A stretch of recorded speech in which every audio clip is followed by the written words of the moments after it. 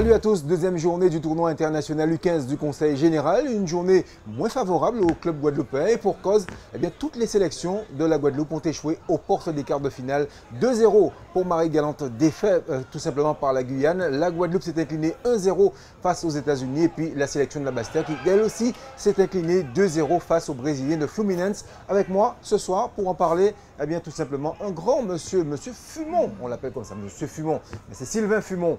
Ancien joueur de la JSC de Marie-Galante, grand joueur de la JSC de Marie-Galante, mais également entraîneur de cette équipe marie-galantaise. Bonsoir Sylvain. Bonsoir Ronnie. Alors Sylvain, comment expliquer la bérésina des équipes guadeloupéennes? Est-ce que c'est la différence de niveau qui s'est fait sentir ou un manque de réalisme? Je pense qu'il y a, à notre niveau, Marie-Galante, plusieurs paramètres. D'une part, on a commencé à nous préparer très tard. C'est une sélection que nous avons montée en 3 semaines, donc pas suffisamment de temps pour mettre en place un plan de jeu ni pour travailler sur la cohésion. N'empêche que nous arrivons jusqu'en quart de finale. Je pense que par rapport au temps qui nous était imparti et par rapport au travail que nous avons fourni, c'est une très belle chose. Je pense que de ce moment, les jeunes vont en tirer de l'expérience et je pense qu'ils reviendront plus forts l'année prochaine. Et pour ceux qui ne seront plus dans la catégorie U15, ils en profiteront pour pouvoir bonifier leur parcours par la suite. Merci en tout cas à vous Sylvain Fumon d'être venu jusqu'à nous. Je rappelle que vous êtes le sélectionneur de cette équipe marie-galantaise et vous avez promis de revenir l'année prochaine plus fort pour ce tournoi international U15 du Conseil Général. Merci. Nous avons avec nous Ricardo Penigiaro, il est l'entraîneur de cette équipe brésilienne de Fluminense. Une équipe, c'est vrai, qui a impressionné depuis le début du tournoi, hier, notamment aux abîmes. Puis aujourd'hui, lors des quarts de finale, une équipe qualifiée pour les quarts de finale, elle affrontera les États-Unis.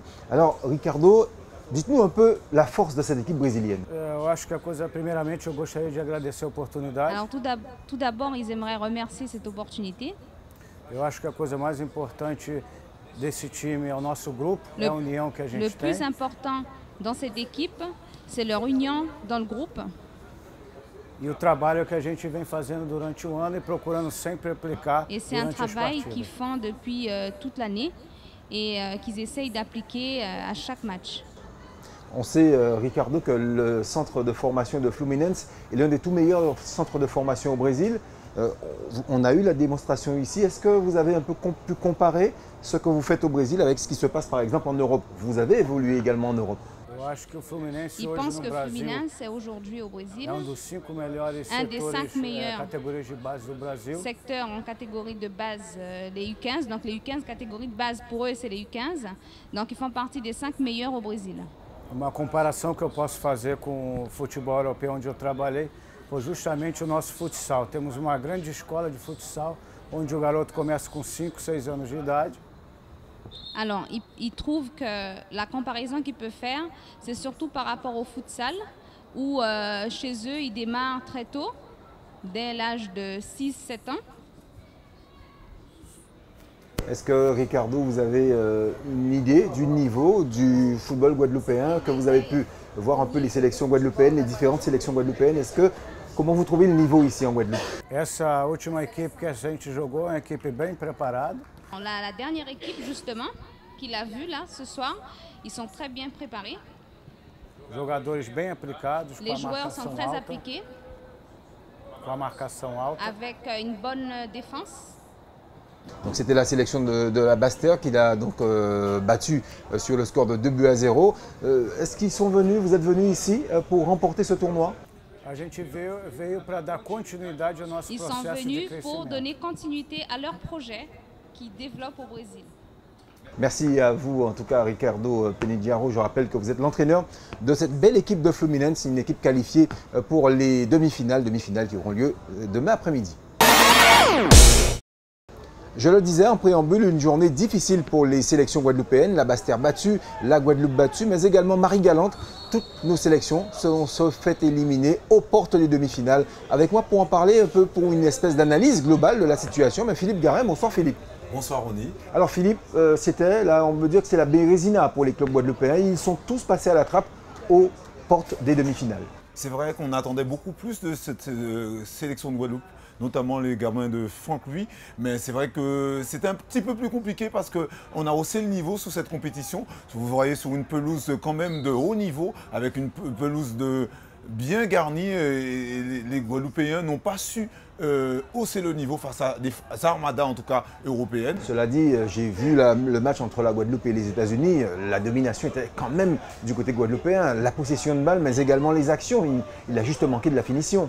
Là encore, on pêche encore en finition. On a un gros travail qui a été effectué en tout cas par les éducateurs en Guadeloupe dans la maîtrise du ballon, dans la conservation. On l'a encore vu sur les différentes sélections. Mais il s'agit maintenant de la finition. Et quand on joue au football, il faut gagner. Et là, je crois que ça a payé cash pour nos sélections. Alors Philippe, bon, la Guadeloupe qui passe à la trappe, on a vu un peu pourquoi. Les deux autres sélections, Basse-Terre et Marie-Galante, qui, on va dire, ce sont des sélections de fortune formées sur le tas et qui finalement se retrouvent en quart de finale. C'était quand même, c'était pas mal, hein, on ne peut pas non plus tout jeter. Elles ont quand même tenu la dragée haute à deux belles équipes. C'est vrai que nous, en Guadeloupe, on a toujours tendance à minimiser un petit peu les performances de ces formations, alors qu'ils ont eu quand même un mois pour se préparer à ce niveau de la compétition, venir avec des joueurs qui sont moins bons, considérés en tout cas moins bons. Ce sont des joueurs qui ne sont pas forcément dans les joutes des sélections, mais ils ont quand même prouvé qu'en Guadeloupe, il y a du talent et à force de travail, on peut arriver à quelque chose avec une belle opposition contre quand même des grosses écuries comme le Fuminez et aussi le Caen et bien d'autres, Marseille et consorts. On peut dire qu'on peut être satisfait en tout cas de nos garçons aujourd'hui. On rappelle quand même que Marseille, que Lens, que Caen sont fait éliminer bien sûr au niveau des phases de poule. Et on a retrouvé quand même 3 équipes guadeloupéennes dans les 8 dernières équipes de ce tournoi. Ce qui n'est pas rien quand même. Alors Philippe, ma dernière question concerne tout simplement l'une des meilleures équipes de ce tournoi, c'est Fluminense, une équipe brésilienne qui fait plaisir à voir jouer.